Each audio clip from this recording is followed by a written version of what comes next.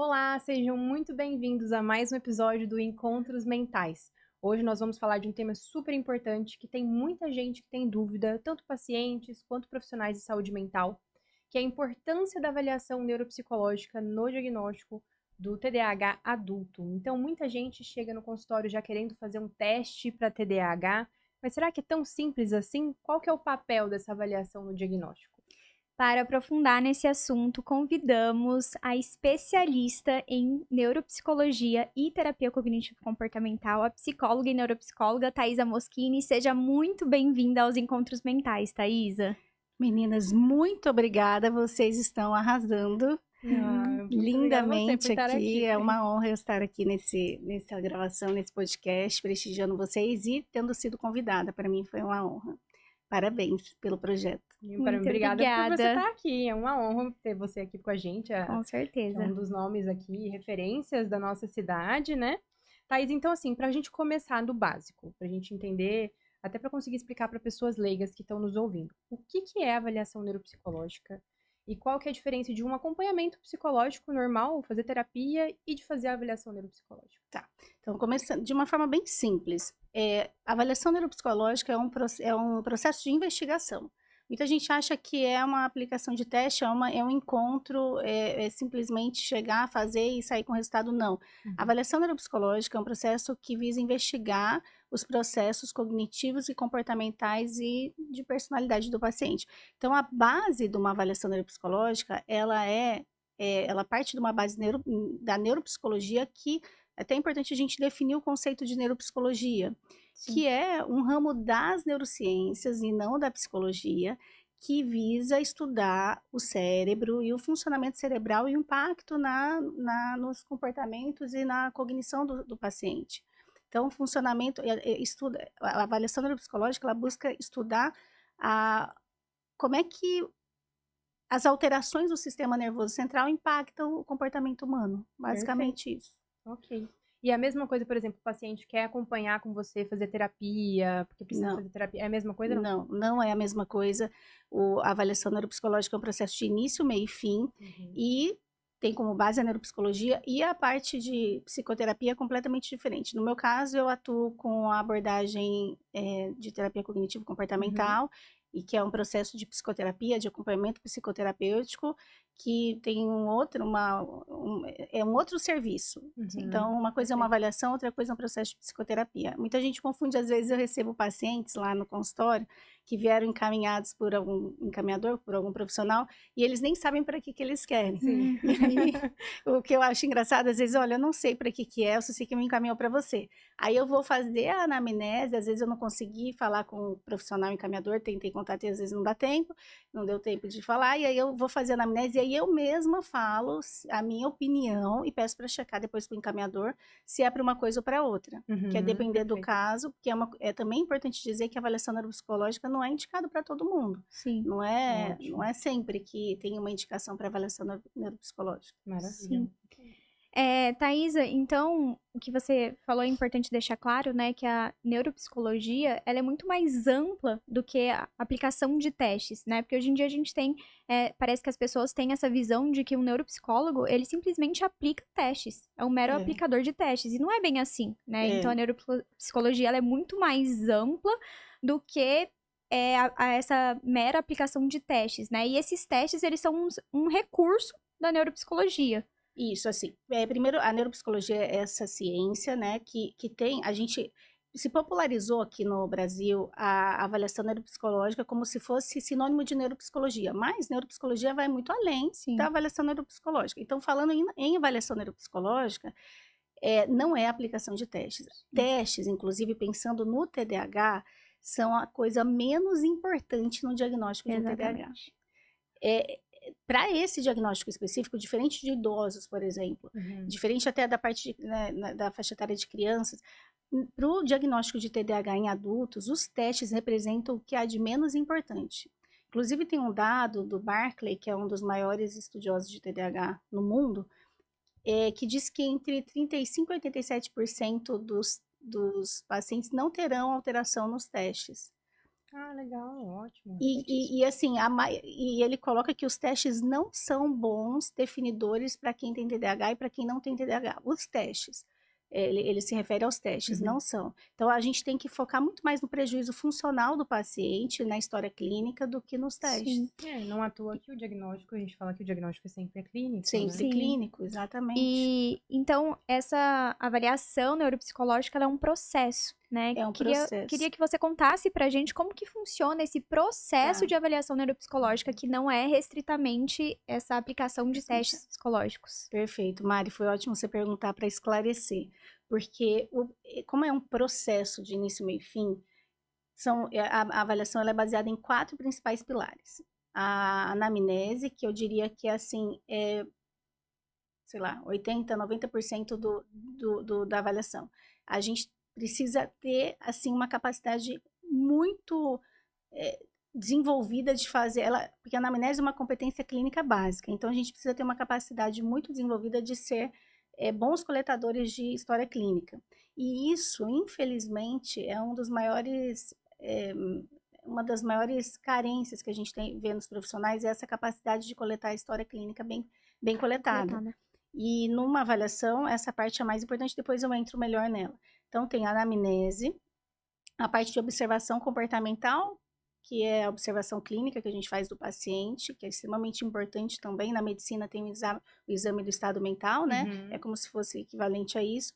A parte de escalas e questionários, escalas de auto e heterorrelato, ou seja, escalas que a gente aplica no próprio paciente e também nos informantes, as mesmas escalas, as equivalentes, assim, às vezes são as mesmas, às vezes tem a versão auto e hetero para a gente comparar os resultados.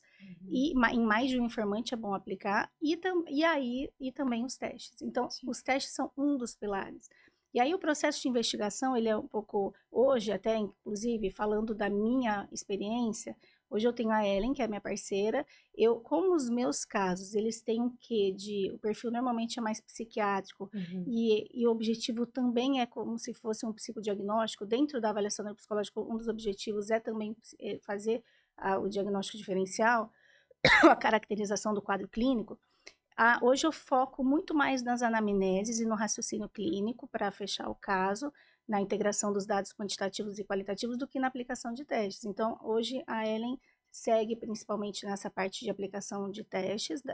No momento que esse pilar eu já terceirizei para ela, quase que completamente. Claro que em alguns casos eu aplico algumas coisas para eu entender como é que o paciente está performando em determinados testes, a depender da demanda, porque aí é uma coisa específica que eu quero identificar, que eu quero ver para analisar de forma quali, mas ela, como é muito treinada por mim e já também está fazendo a especialização em neuropsicologia, ela me reporta, a gente faz a discussão dos casos, ela me passa como é que o paciente performou, como é que ele atuou, porque além da avaliação quantitativa, a gente, de quantificar, né, o teste serve para isso, para quantificar o que é abstrato, o fenômeno abstrato, a gente também fala da avaliação, a gente também observa a avaliação qualitativa, porque isso faz toda a diferença no raciocínio clínico.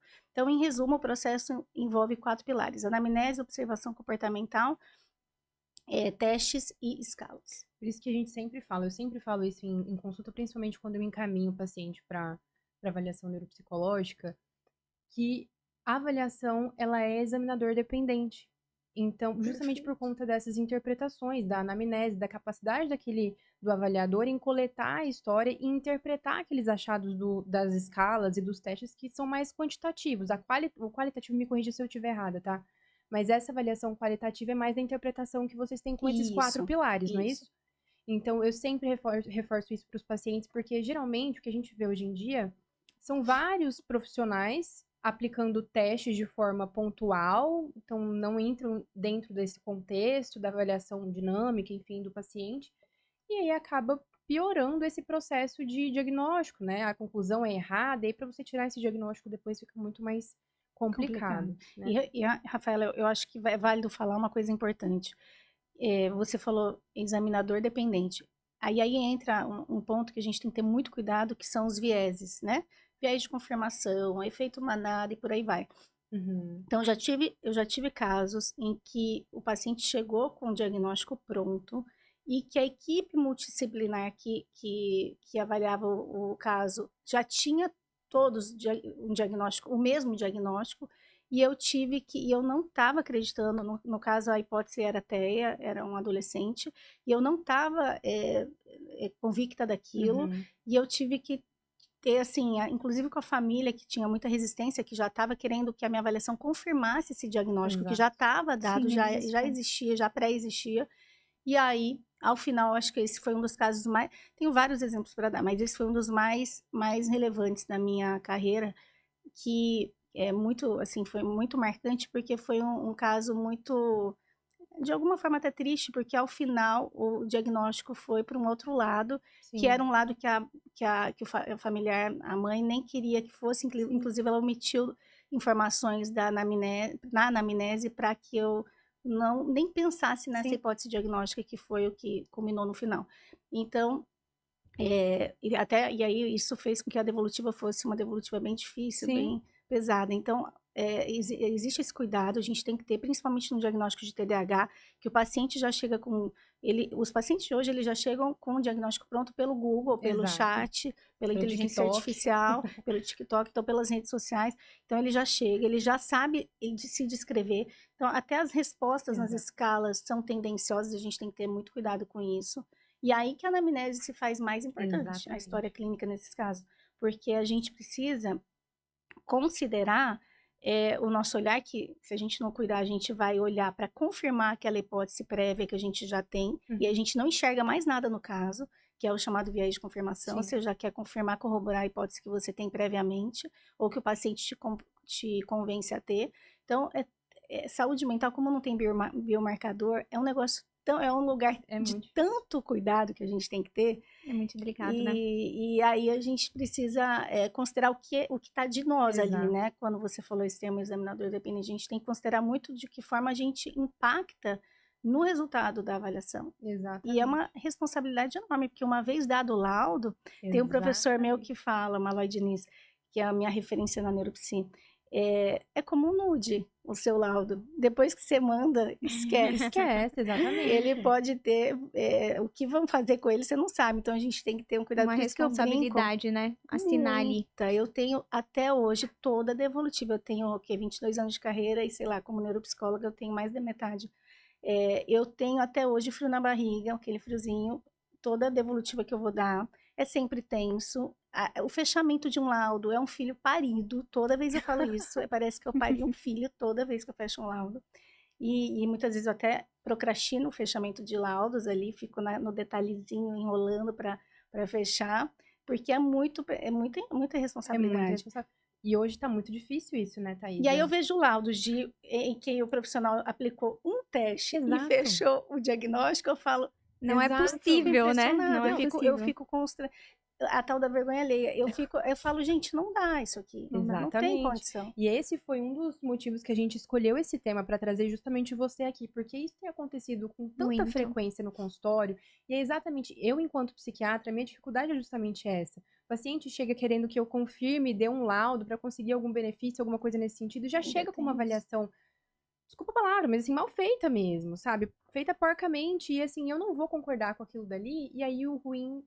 Quem é ruim somos nós, né? Então, a gente que não confirmou o diagnóstico, a gente que tá errado, enfim.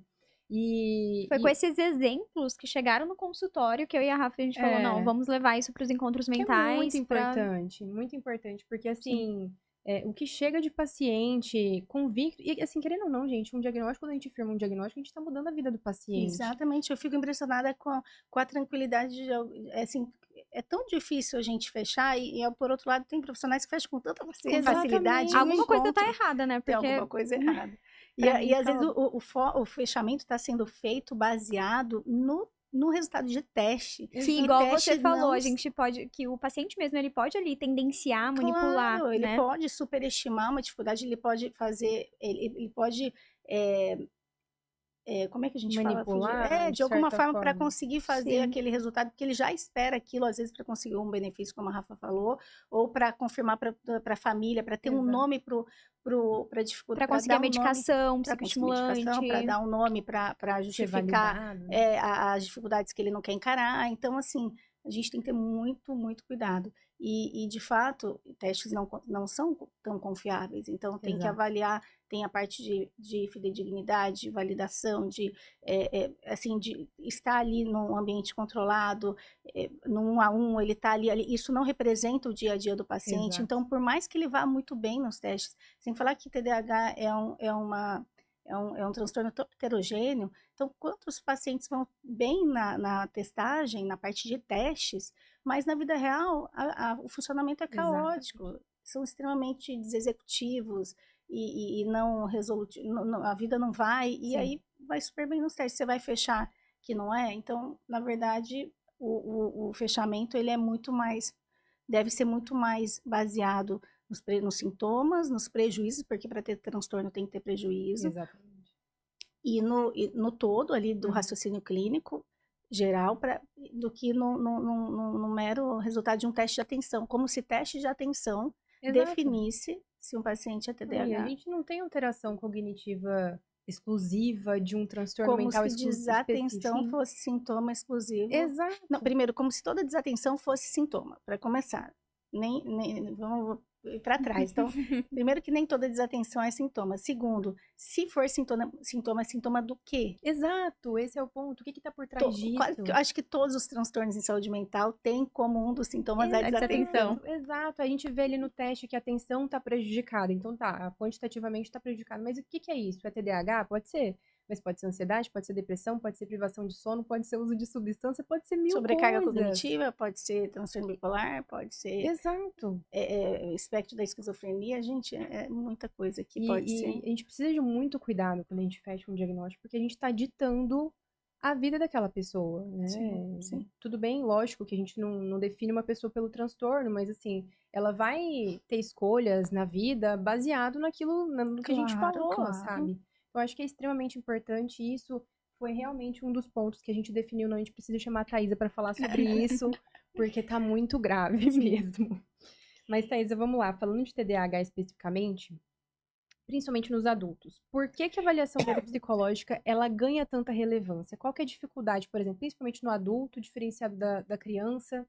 Tá. Aonde que ela ganha essa relevância na prática clínica? Tá, eu vou primeiro até desfazer um mito aí de que, até para também não dar toda essa importância para avaliação, temos que ser, assim, honestos aqui completamente.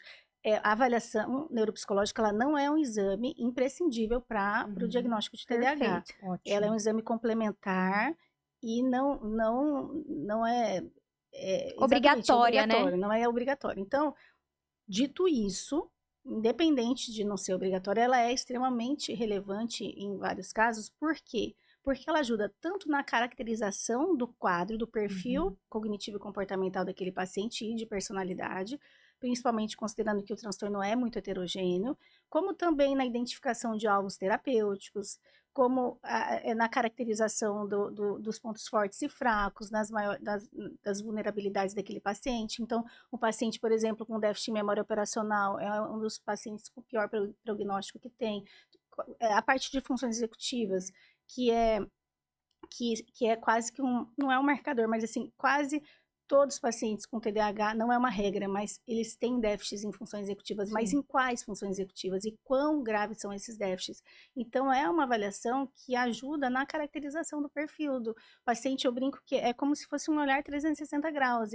Eu mesma fiz a minha avaliação há uns 2 anos com um colega, porque eu não tinha tido a oportunidade de fazer, eu conhecia os testes, e aí peguei um colega que é muito específico, nem é daqui, para fazer, eu queria entender assim, sem nenhuma indicação, sim, só porque ela dá, como a gente faz, eu pelo menos uso, como o meu foco é só adultos, eu sempre avalio personalidade também, e aí ela te dá um norte, retrato, né? Assim, como se fosse um mapa, né? Exatamente, é muito interessante o que boas avaliações fazem, né? Agora, é essencial e imprescindível e é para todo mundo? Não é. Não é para todo mundo, não é imprescindível para o diagnóstico, mas complementa e enriquece. Então, os encaminhamentos que eu mais recebo são de psiquiatras, de geriatras e neurologistas, mas principalmente de psiquiatras, para ajudar pensando em TDAH especificamente, ajuda muito nessa parte de caracterização do quadro e ajuda na identificação dos alvos terapêuticos para o trabalho que vai ser feito ali multidisciplinar. Principalmente de regulação emocional Ah, também, né? E O em nível de quais outras desregulação. situações clínicas você acha que é importante a avaliação neuropsicológica? Vamos pensar, dentro de saúde mental, tem, considerando até o meu público, aqueles casos mais graves, mais complexos, mais assim, sujos, eu uso esse termo em aspas, né? Sujos no sentido assim, é muito sintomático, tem uma Sobreposição, né? cronicidade, exatamente, tem uma cronicidade de sintomas muito grande, tem uma sobreposição de sintomas, tem assim, sobreposição de hipóteses diagnósticas, tem muitos sintomas, tem muito prejuízo na vida. É um caso que às vezes não tem remissão de sintomas, mesmo com acompanhamento psiquiátrico há muito tempo. Então, eu recebo muito esses casos mais complexos para ajudar, de novo, na caracterização. Tipo, Thaisa, me ajuda aí, eu preciso entender melhor, limpar esse quadro, me ajuda no diagnóstico diferencial, porque aí eu vou fazer essa leitura muito Mais precisa, né, Thaís? muito detalhada, principalmente de anamnese, porque a neuropsicologia me trouxe muito esse olhar que a psicologia não me trouxe, de fazer uma anamnese muito mais completa hoje, muito mais... Eu tenho uma noção de anamnese, uma capacidade uma qualidade de anamnese que eu não tinha com a psicologia, só sendo psicóloga, só com a TCC.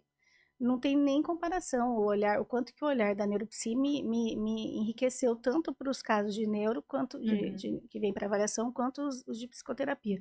Então, essa coleta de história, a linha do tempo, o surgimento dos sintomas, quando é que eles começaram, aonde que eles aparecem, como, quando, em que intensidade, que tipo de prejuízos causam, tudo isso eu não fazia antes. Ô, Thaís, é engraçado que você falando assim, você sempre falou, né, muito bem da neuropsicologia e desse olhar, o quanto complementa, assim, a psicologia, que foi por isso que eu decidi fazer a pós-graduação em neuropsicologia, justamente para complementar aí também, porque a gente vê, né, no consultório, a gente sempre coloca quem é a referência aqui em avaliação neuropsicológica. Thaísa, eu falo, gente, então eu tenho esse olhar e eu falei, nossa, eu quero muito fazer neuropsicologia e entrei na pós e sempre lembrando de você e o quanto isso complementa a psicologia. É um ajuste fino, fantástico. Né? E assim, meninas, eu vejo assim nos meus casos de TCC, né? Eu tô lá com o paciente, por exemplo, eu falei de quando não é indicado. Então, eu vou dar um exemplo só agora, esse semestre, 2 casos que chegaram para mim para avaliação e que na anamnese eu falei, não tem como fazer avaliação. Um estava extremamente depressivo, uma depressão muito grave com ideação. Como é que primeiro que a depressão por si só, ela gera alterações cognitivas, ela já causa um monte de prejuízo cognitivo. Então, primeiro, qual é a indicação de uma avaliação para ver essa parte de funções cognitivas do paciente deprimido? E a urgência dele era na remissão dos sintomas e na minha opinião, também no diagnóstico, porque depois foi confirmado, para mim não era uma depressão unipolar, era uma depressão bipolar, o que foi confirmado tempos depois. Então, eu expliquei e falei, não, a gente precisa de TCC, e no seu caso é psicoterapia mais nessa abordagem. E aí começamos, e aí o que eu estou fazendo agora com ele? Que ele está estável. Eu estou fazendo um rastreio, porque existe uma possibilidade de um quadro de TEA nível 1 de suporte, e aí eu estou fazendo um rastreio com calma, né, com escalas, com anamnese mais voltada para esse fim, com esse objetivo, vamos colocar assim, para refinar assim, essa hipótese, porque a de TAB já foi fechada, de transtorno bipolar, e agora a gente está considerando a rigidez cognitiva do paciente e comportamental e alguns outros dados, a gente está investigando, eu com a família que já tinha me trazido isso, mas que quer dizer, não tinha me trazido. Agora que eu levei, que a gente começou a considerar essa hipótese, ele confirmou que já passou na cabeça deles e dos familiares essa hipótese. E aí a gente está investigando com calma, mas aí é um segundo momento em que eu não vou fazer uma avaliação neuropsicológica no paciente, porque não vai fazer diferença, eu só estou investigando uma coisa específica depois do caso já estável, né? Exato. E é importante falar isso também, Thaisa, porque a avaliação neuropsicológica com bons, né, neuropsicólogos tem um custo elevado, né? Porque os testes são caros, enfim, então é todo um processo aí. E é importante falar isso porque você está sendo honesta com o paciente também, né? Justamente por conta desse Exato, custo que tem a avaliação exato. neuropsicológica, né? Não, eu sou muito, eu tento ser sempre muito honesta. Eu sempre falo, se eu vou te falar, às vezes a minha secretária marca, fala, olha, veio o paciente não sabe, eu falo, explica, ela já explica, né, que ele vai fazer, e se for fazer avaliação, vai ser descontado o valor daquele encontro para Uhum. avaliação, porque Legal. eu sempre sou muito honesta com o paciente, a pior sensação que eu tenho é o paciente achar, é mais fácil eu dispensá-lo do que ele assim, claro, a gente não é unanimidade, óbvio que eu já tive pacientes que atendi, não voltam, enfim, não engajam, mas não aderem, mas eu tento sempre ser muito honesta para que eu não faça o paciente fazer uma coisa que Sim, é inútil para ele ou sim. dispensável. Então, no caso da avaliação, ela realmente tem um custo mais alto. Por quê? Porque a gente tem, como eu disse, um processo de investigação com muito trabalho de bastidor. Quando eu era sozinha, eu não consigo nem imaginar como é que eu fiz tantos anos esse trabalho sozinha. Eu virava madrugadas, foi quando eu tive até o quadro de burnout e tal. Corrigindo teste, construindo tabela, escrevendo o laudo inteiro. Hoje não, hoje eu tenho ajuda Estudando, né? estudando e muito no operacional também, para te Sim, falar a verdade. Sim. Então a gente tem muito trabalho de bastidor, fora os custos dos testes, mas muito trabalho de bastidor, porque na hora que você entrega um laudo, como eu brinquei que é um filho parido, tem muito trabalho por trás daquilo. Então não é só o tempo com o paciente, é o tempo por trás, né? sim. Sim. Não, os Então anos para de você, estudos, para enfim. você ser fora, né, a estrada, Que a né? gente nem coloca Que a na gente conta, tem que né? colocar na conta.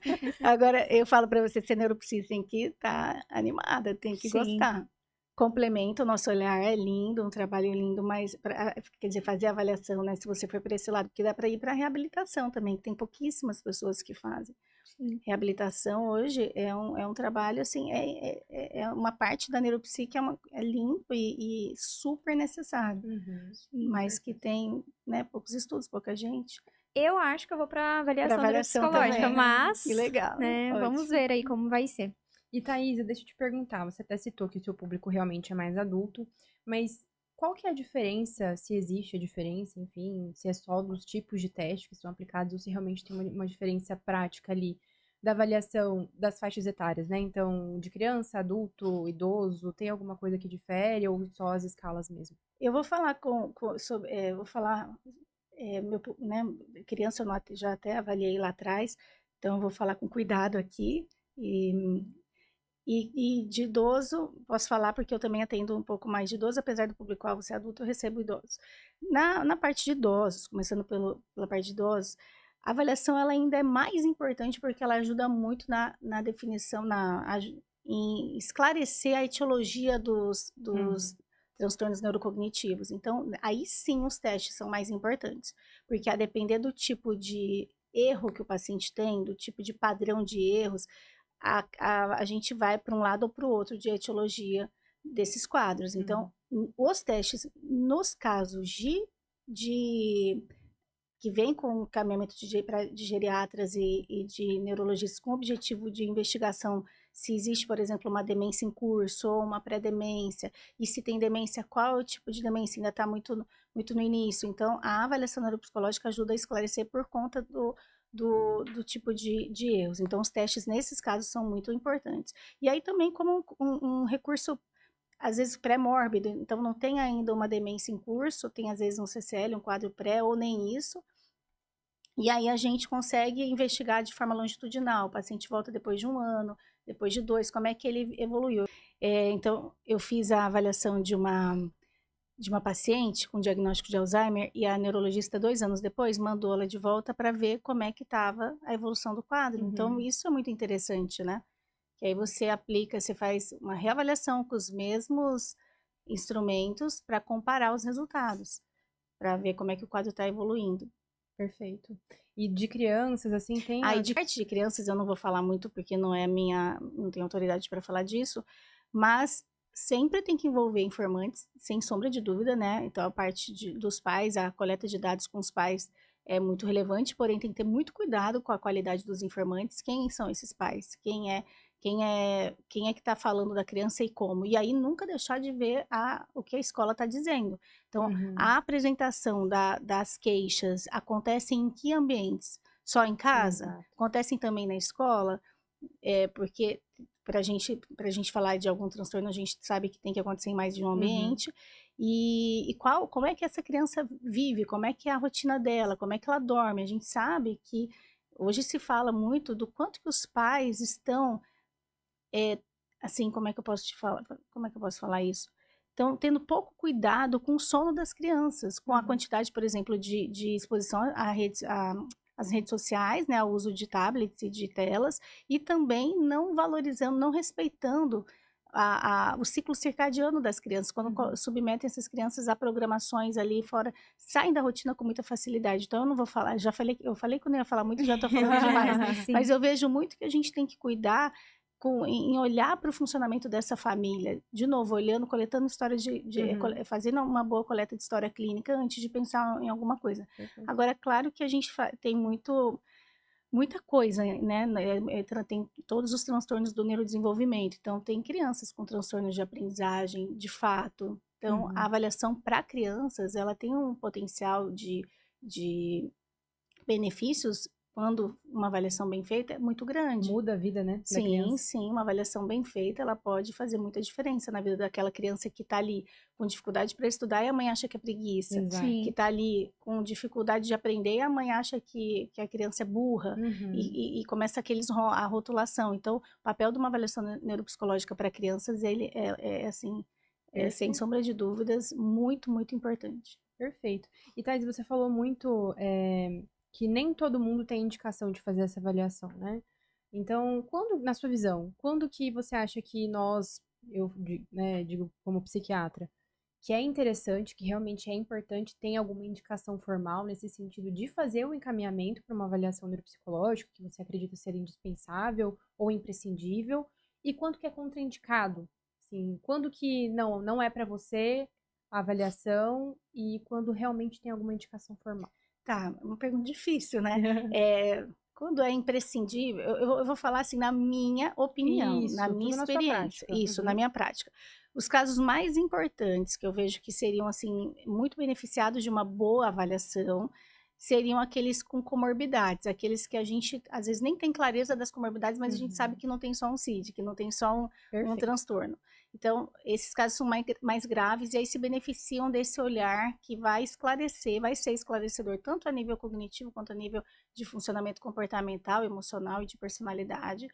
E para os idosos, que aí sim, também quando tem uma comorbidade. Então, o idoso está tendo já a questão com alguma queixa com memória, Uhum. do que a gente está falando? Claro que em primeiro lugar sempre uma indicação a um encaminhamento para o neurologista, Uhum. geriatra também. E aí, eu penso que nesse cenário de idosos está sendo cada vez mais útil, né? A avaliação é muito útil. Sim. E pensando na parte de criança, eu já disse, e na parte de adultos, esses quadros mais complexos, Uhum. que a gente sabe que tem mais de um diagnóstico, e quando a gente quer caracterizar melhor, para ajudar, inclusive, na identificação de alvos para serem trabalhados Perfeito. de forma multidisciplinar, seja Uhum. com terapeuta ocupacional, com psicólogos, Uhum. enfim.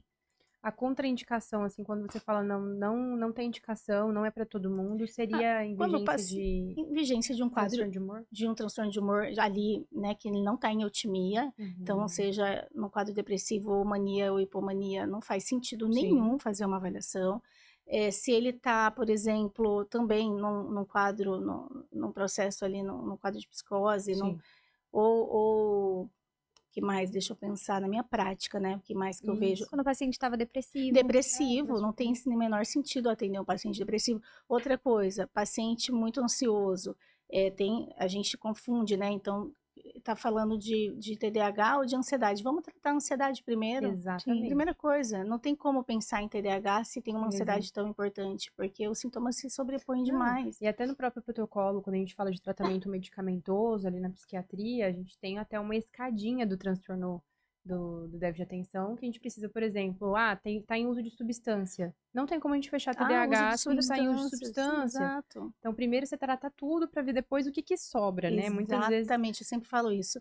Vamos olhar para tudo para depois ver o que sobra. Eu Exatamente. vejo que, assim, tem outra coisa que quase eu esqueço de falar, que não tem indicação. Quando o paciente está com um risco de vida, não tem.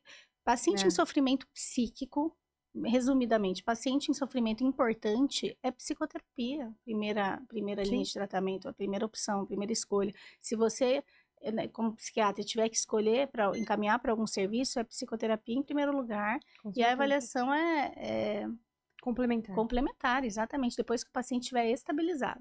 Perfeito.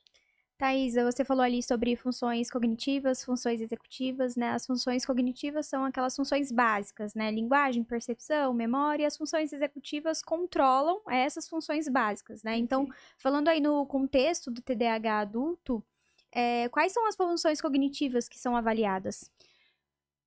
Eu diria que as principais, pensando que o TDAH é um transtorno de autorregulação, também é visto dessa forma, a, a gente não, assim, eu acho que é muito essencial quando você avalia TDAH, você avaliar as funções executivas do paciente. Então, seja com teste, que pegam funções executivas com testes, seja com escalas, principalmente as escalas. Então, quando a gente avalia um paciente com hipótese diagnóstica de TDAH ou já com diagnóstico de TDAH, a gente vai avaliar todas as funções. A gente vai avaliar a inteligência geral, a gente vai avaliar funções executivas, funções atencionais, vamos avaliar memória e aprendizagem, até por conta das comorbidades, porque de 60% a 80% dos casos de TDAH tem comorbidades. Mas a gente vai principalmente precisar avaliar a caracterização desse prejuízo funcional e comportamental do paciente. Então, a função, eu sempre falo, essa parte de funções cognitivas é importante, mas nesses quadros que a gente está mais focado até num diagnóstico, é importante a gente ter toda essa clareza de como ele funciona na vida. Exato. Né? Como ele funciona na vida, quais são os prejuízos do paciente na vida dele. Então, às vezes, ele tem um prejuízo de funções executivas ali vamos traduzir isso, né? De capacidade de planejar, de hierarquizar prioridade, de se organizar, de tomada de decisão, de motivação, de regulação emocional, de manejo de tempo, de resolução de problemas, tudo isso são funções executivas. Ele tem muitos prejuízos em determinadas áreas, ou em todas, ou em várias áreas, e aí quando faz um teste que envolve, de alguma forma, a avaliação de funções executivas, testes focados nisso na testagem, ele vai bem. E aí você vai falar, o que vale mais? O que vale mais é o que a gente está vendo na vida. Sim. Quais são os prejuízos que ele tem com as demandas do dia a dia? É isso que vale, é isso que importa, é isso que caracteriza o quadro. Por isso que a gente, numa avaliação, tem que focar muito nessa caracterização, nesse olhar mais completo, muito mais profundo, que não vai ser um teste específico, ou 2 testes, ou 3 testes que vão dar.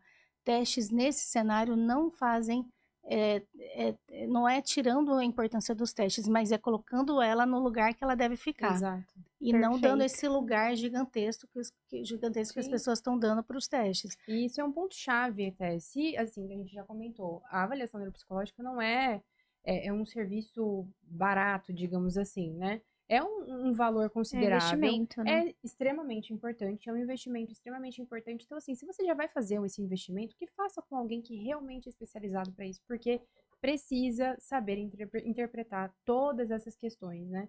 Então, justamente, então não é só teste, é o prejuízo e a pessoa precisa saber identificar esse prejuízo na vida do paciente. Isso é extremamente importante. Isso que eu ia falar, que nem todo psicólogo é neuropsicólogo, mas todo neuropsicólogo é um psicólogo, né?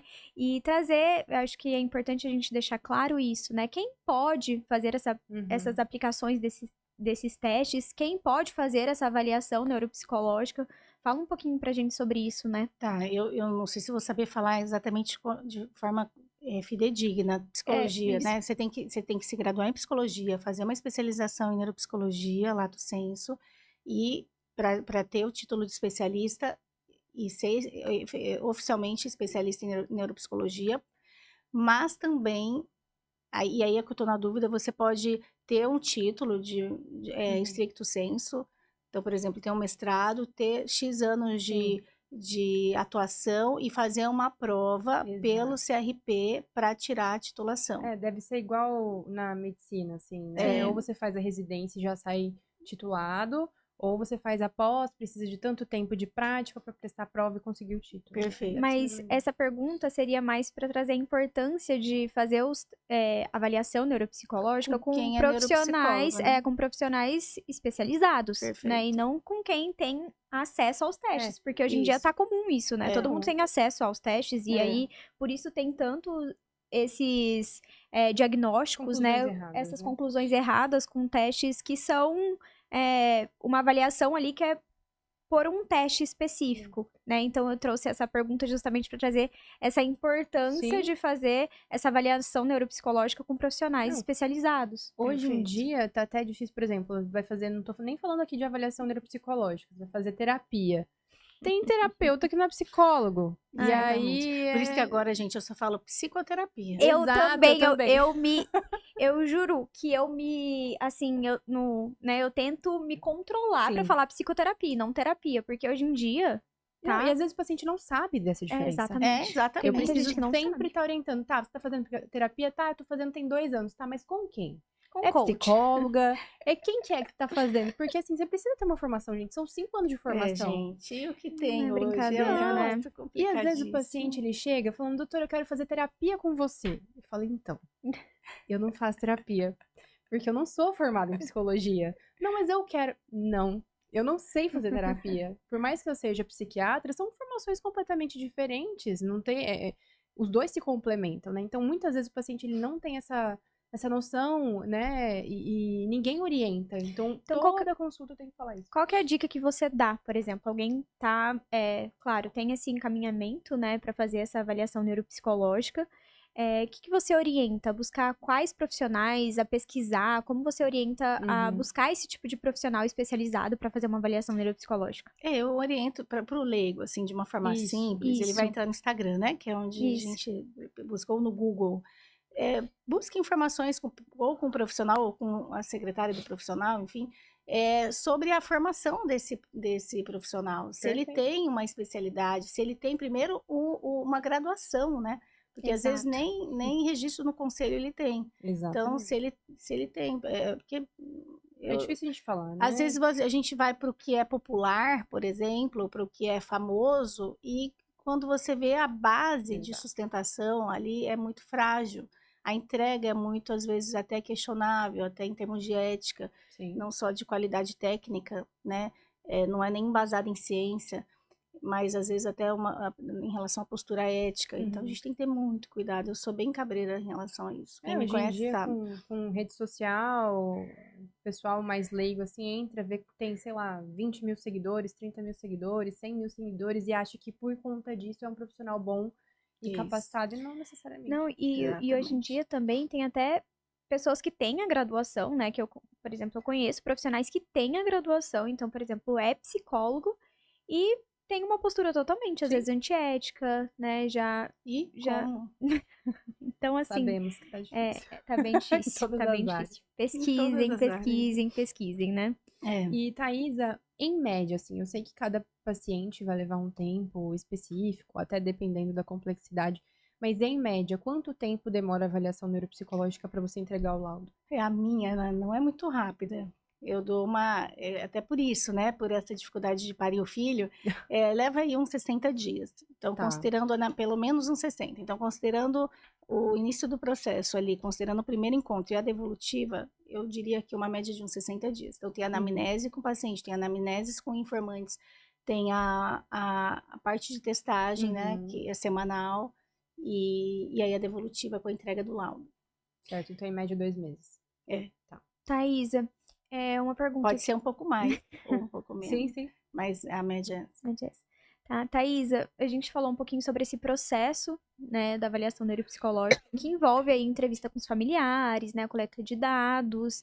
Então, como que funciona quando um familiar, que é de extrema importância, não quer participar da entrevista, ou o paciente mesmo não quer que algum familiar ou os familiares, né, não participem? Como que você atua nesses casos? E tem, né? Porque tem até, quando eu avaliava criança e adolescente, quando os pais eram separados, a gente tem que lidar com algumas coisas assim.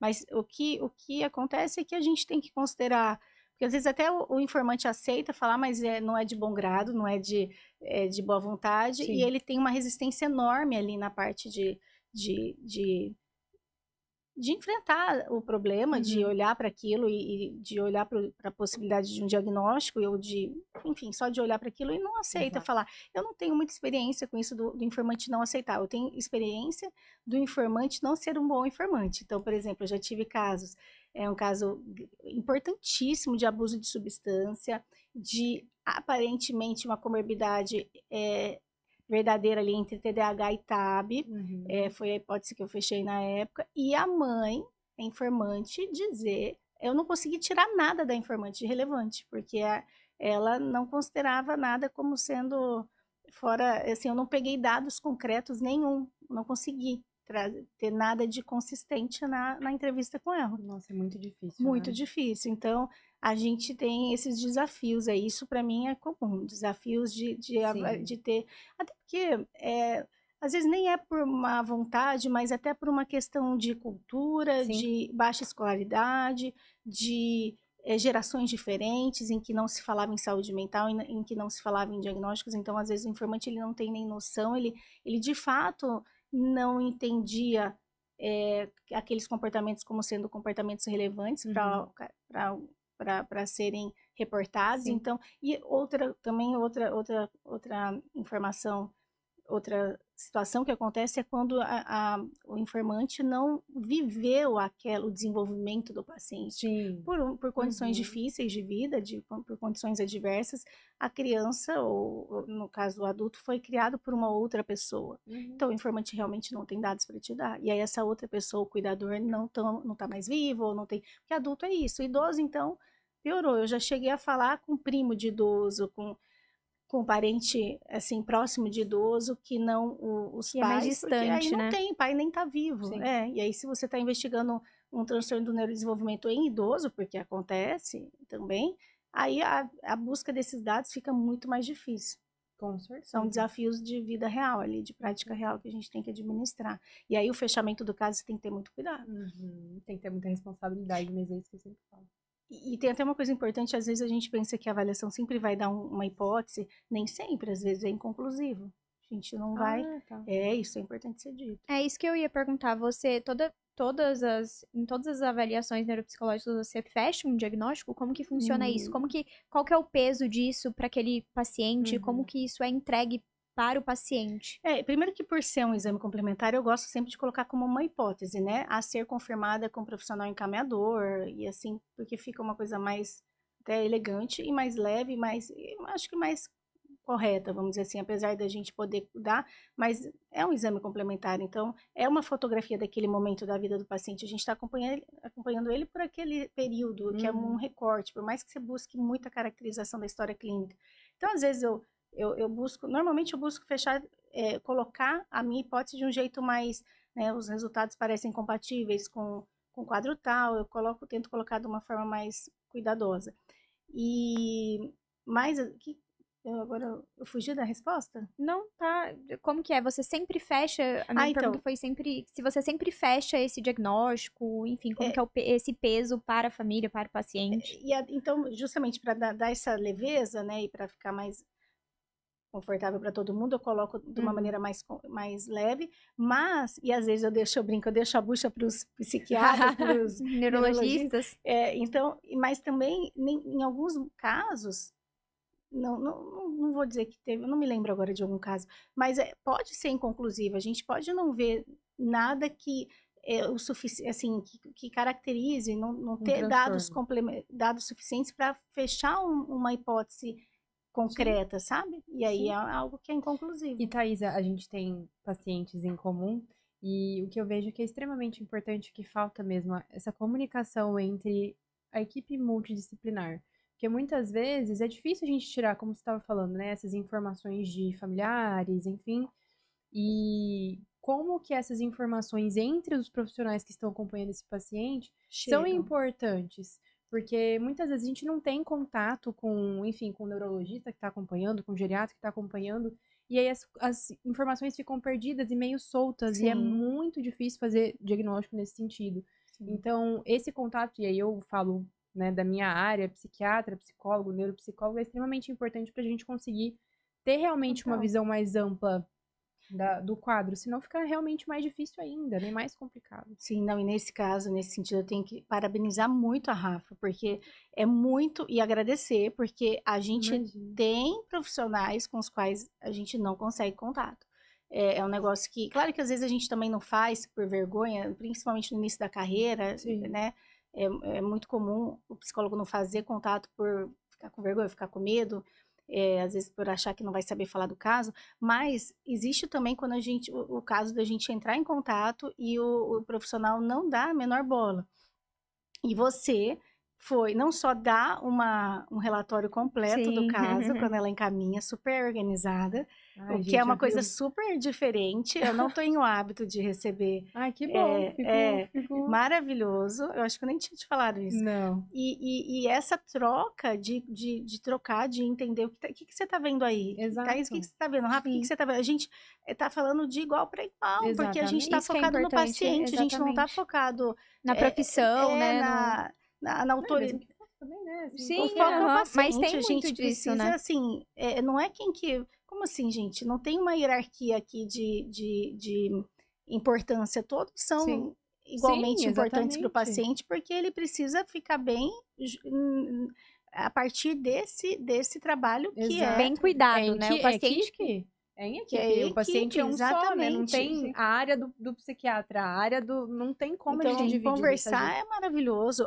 Eu me beneficio muito do que eu ouço dos Sim, profissionais. com certeza. Na hora de fechar um caso, por exemplo, de idoso, sem falar com neuro, ou com geriatra, ou com psiquiatra, você não pode fechar. É até uma coisa, tem que ter muito cuidado. Às vezes a gente até não tem, às vezes o paciente de fora acaba, o profissional que atende paciente de fora, às vezes é mais inacessível por motivos, às vezes nem é porque ele não quer, às vezes Sim. a pessoa não, a gente nem alcança, a pessoa está num outro nível ali sei lá, de contato e não consegue, a gente não tem essa troca mais, já tá, mas aí a gente fecha, não tem jeito, tem casos que não faz, eu diria assim, que tem casos que talvez não haja prejuízos em não ter falado Sim. com outros profissionais que estão atuando, mas no geral, Sim. eu diria que faz toda a diferença. Não, até pelo que a gente estava comentando, né? Da responsabilidade que a gente tem que ter quando a gente fecha um diagnóstico para o paciente. É extremamente importante a gente conversar com quem está acompanhando também para ver.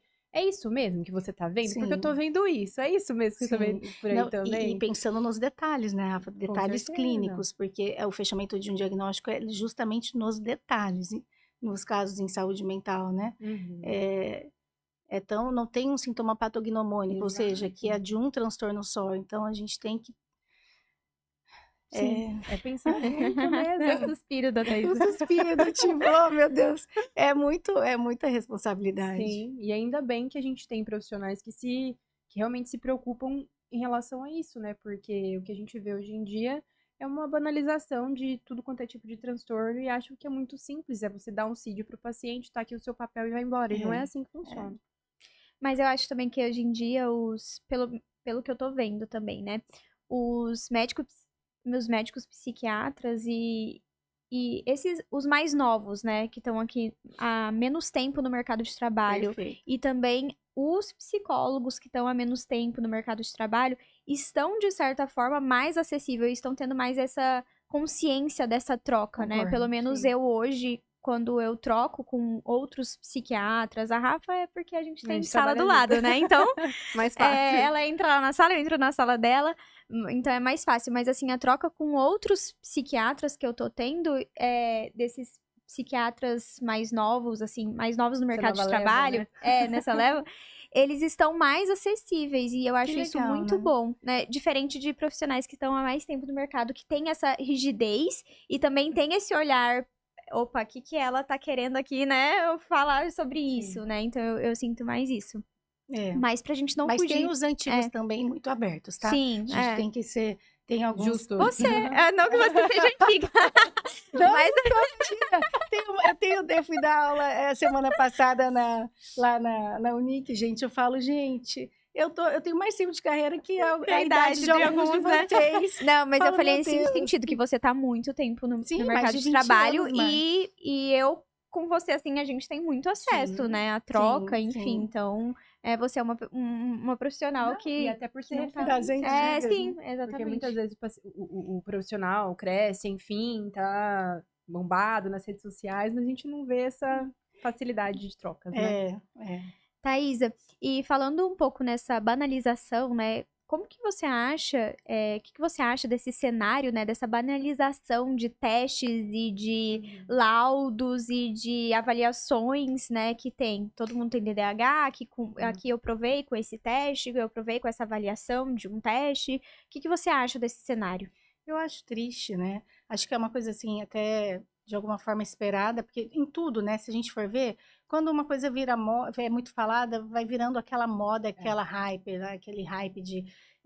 Hoje todo mundo acha que sabe o que é TDAH, quando na verdade Exato. muitas condições do nosso dia a dia, da forma como a gente vive na vida hoje, mimetizam o TDAH, a tal da fenocópia do TDAH. Então, a forma da gente viver hoje faz com que muitos de nós tenhamos sintomas de TDAH, quando na verdade não é TDAH.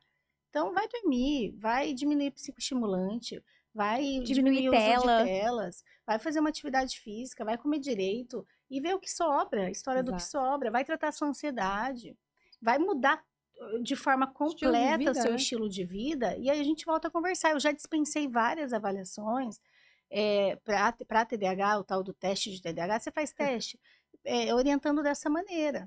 Então, Sim. vai fazer uma psicoterapia, vai. Aí depois a gente fala, se depois de tudo isso sobrar, aí a gente fala De avaliação. É porque a gente cai naquilo de ser mais fácil, né? Ter o diagnóstico, tomar Sim. um Então, tem remédio gente, o que a gente vê hoje é remédio para dormir, é remédio para psicoestimulante para passar o dia, é remédio pra Zolpidem para dormir. dormir, Sim. uso de telas de uma maneira completamente impressionante. E aí eu vou Alusiva. falar uma coisa, um dado empírico, né? A gente sabe, a ciência já mostra o quanto que o uso de telas está destruindo o nosso cérebro, está aumentando a ansiedade, está fazendo com que a gente fique cada dia mais desatento, mais intolerante em relação às respostas, enfim, por aí vai.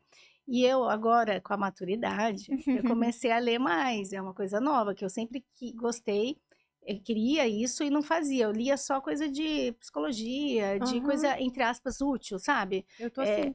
Não, muito chato, gente. tô Passei a vida fazendo isso. E eu lembro que minha mãe falava, minha mãe é uma leitora voraz.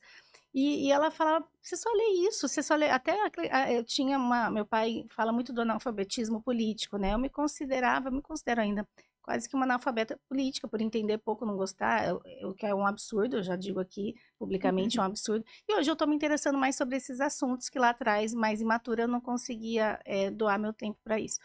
E, gente, o quanto que eu tô mais tranquila, o quanto que é uma delícia ficar com menos disso aqui.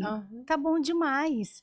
Eu fico cada vez com menos necessidade de olhar e assim, mas a ansiedade a gente sente de forma qualitativa diminuir. Sim. Você fica menos acelerada, com mais tranquilidade. Isso é uma coisa muito interessante. E a leitura, a gente sabe também dos benefícios da leitura de ficção, né? Para nossa criatividade. Sim. E por aí vai. E é uma coisa que eu recomendo aqui para quem está ouvindo a gente.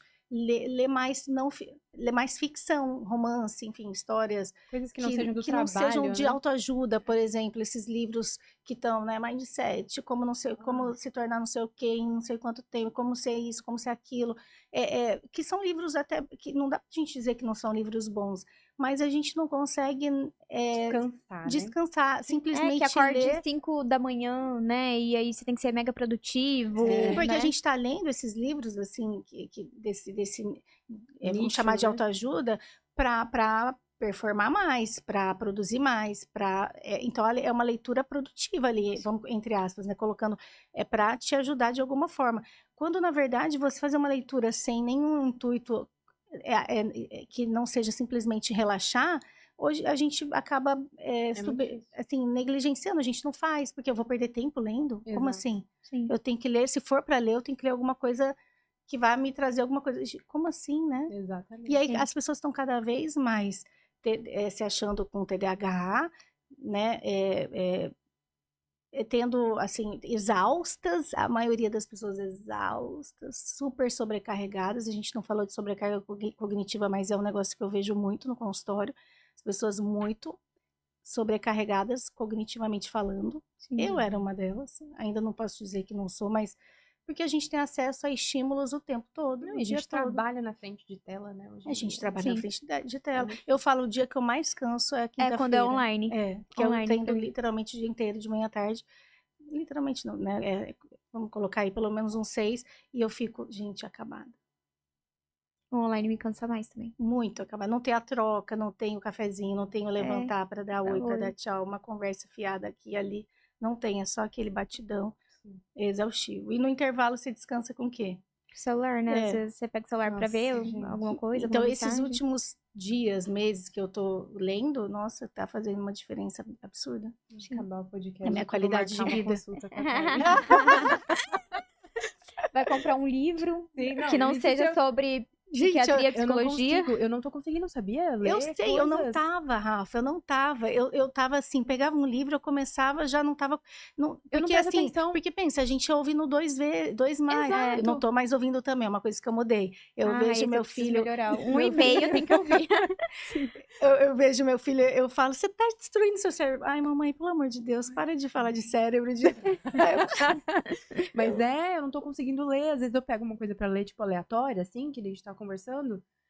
Eu tenho que ler 5 vezes a mesma linha, porque eu tô lendo e tô pensando no que eu tenho que fazer, no que eu tenho que entregar, no que eu tenho que estudar. Então, ler psiquiatria pra mim é mais fácil. Aí, Então, mas ler simplesmente por ler, como se eu fosse, sei lá, assistir um filme, eu não tenho conseguido. E provavelmente quando assiste filme, tá assistindo com o celular do Com o lado. celular na mão. Gente, isso é um negócio absurdo. Todos nós fazemos isso. Não dá pra dizer que eu não faço. Hoje que eu tô, assim, nos últimos dias, vamos colocar, no último mês, eu tô. É libertador, é impressionante. Eu deixo isso aqui longe, eu não quero nem saber de pegar. Domingo, eu tava de ressaca. De sábado que eu fui no casamento e fiquei no domingo completamente prostrada. Gente, eu acabei um livro em uma semana, dessa grossura, e fiquei na cama, eu não encostei nisso aqui. Só no final do dia. Gente, que delícia, pensa né? que surreal a gente achar bom, conseguir não mexer e não sentir falta. Não, é uma loucura. E isso tem sido consciente. Eu sei que eu tô rolando o feed e você não para. Quando você vê, já são 2 horas da manhã. No final de Não, semana. e aí você acaba com sua. Isso é um ponto. Essa disciplina, e aí vem, né?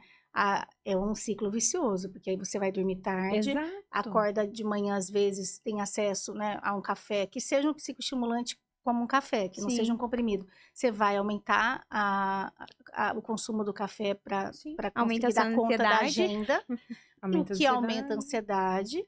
E aí você, no final do dia, como você já fez muito, vai estar, porque você está exausta, está com sobrecarga cognitiva de tanto estímulo e pouco sono, privação de sono, e aí você chega à noite e vai dormir que horas de novo?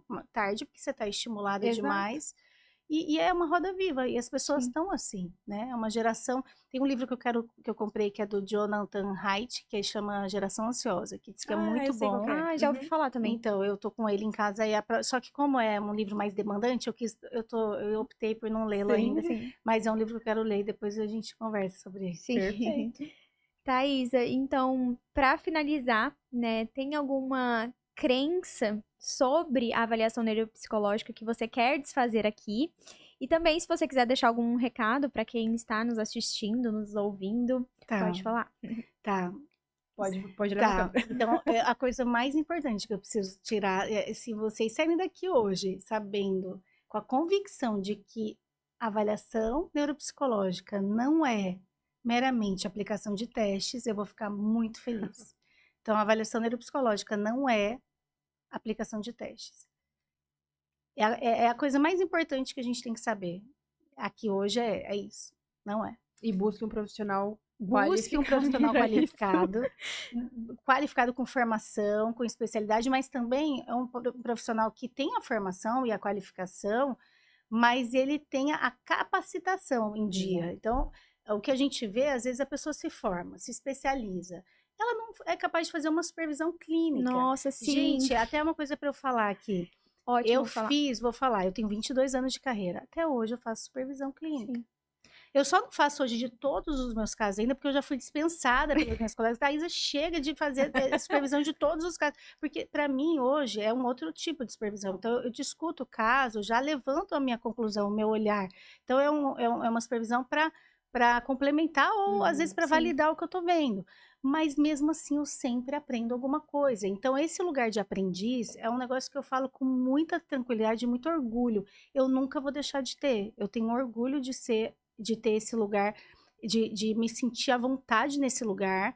Eu gosto de ensinar, eu gosto de orientar, mas eu gosto principalmente de aprender. Então eu tenho esse vício em aprender e essa tranquilidade de falar o seguinte: a gente sempre tem o que aprender. Se um dia a gente Com achar que a certeza. gente não tem mais o que aprender, é um perigo. A É gente um tem que parar perigo. de É aquela atender, curva, Sim, né? porque aí a gente vai ser um perigo para o nosso paciente. Sim. Isso é muito importante, falar da supervisão, falar dessa constante atualização, né, que a gente precisa ter. A gente precisa estar sempre ali evoluindo, estudando, melhorando, né?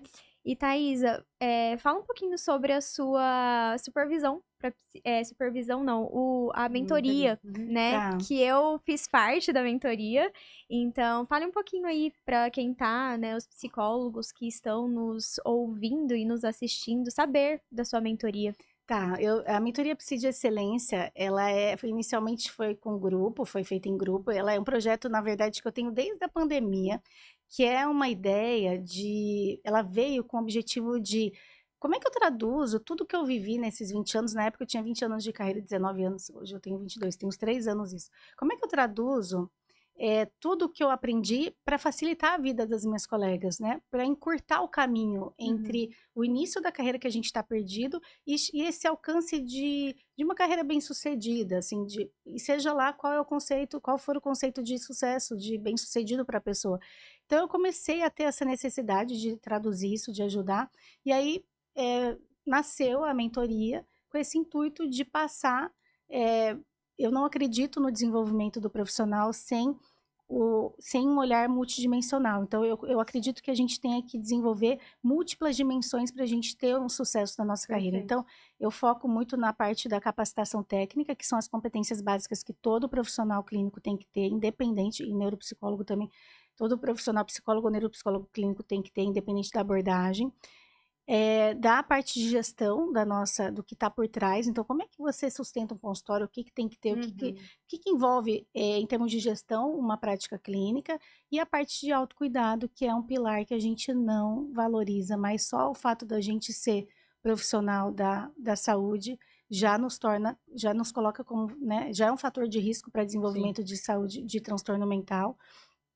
Então, o autocuidado, existe uma prevalência altíssima de transtornos mentais nos psicólogos, tem alguns estudos sobre isso, e a gente subestima muito, e nós somos um povo, um grupo, muito difícil, porque só o fato da gente ser psicólogo já nos torna um pouco assim, é como se a gente, primeiro, não considera que precisa de ajuda, segundo, subestima os sintomas, e um outro ponto também muito interessante é que pelo fato da gente saber o que tem que ser feito, a gente acha que é suficiente. Então, não, eu sei que tem que fazer, mas a gente não faz e aí a vida vai ficando mais difícil. Então, o autocuidado é um outro pilar. Então, hoje eu tô eu cansei, assim, foi exaustivo um pouco para mim essa parte da mentoria, que é um outro, pensa, tem a psicoterapia, tem a as avaliações, e aí tem a mentoria, e eu vendo essa ideia da qualidade de vida, né?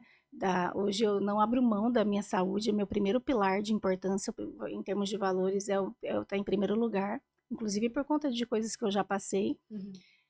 E aí a mentoria agora eu tô voltando com ela no formato individual. Que legal! Que aí é uma coisa mais leve, para depois, se for o caso, eu volto com o grupo, mas por enquanto é o que cabe, porque priorizar minha saúde, meus pacientes que já me prestigiam, e que é um lugar em que eu já tenho ali, né? Eu faço há mais de 20 anos, então é um negócio que já me toma bastante tempo, eu não tenho como abandonar. Então, o que cabe hoje, o que eu entendi que seria um meio termo entre não continuar, entre, assim, não abandonar, né? Porque eu dei um tempo para eu descansar em abril, e aí eu falei, e tem sempre gente perguntando, pedindo, eu falei, não, o grupo agora para mim não dá, mas o individual foi a forma que eu entendi de voltar.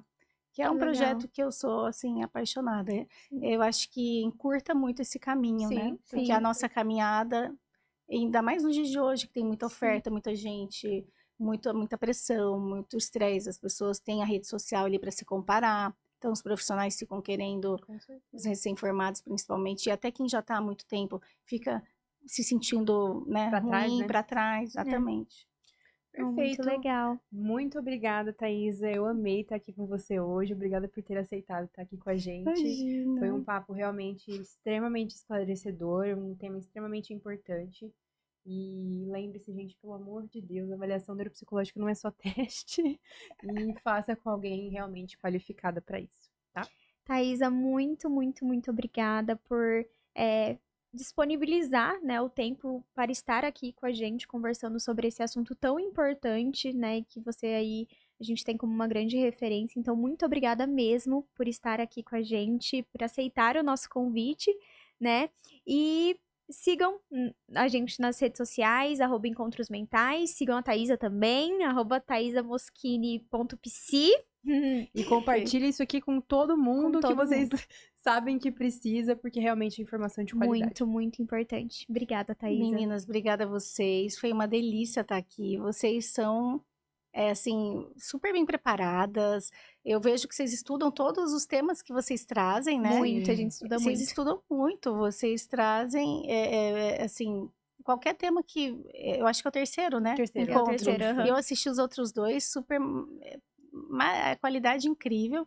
E foi uma honra estar aqui. Eu estarei sempre que precisarem, se a gente precisar falar de outros temas. Vamos chamar mais E vezes. muito obrigada, vocês são incríveis. Eu tenho um carinho especial. A Mari eu já conheço, já está comigo há um tempo na nossa jornada aí Sim. de vida.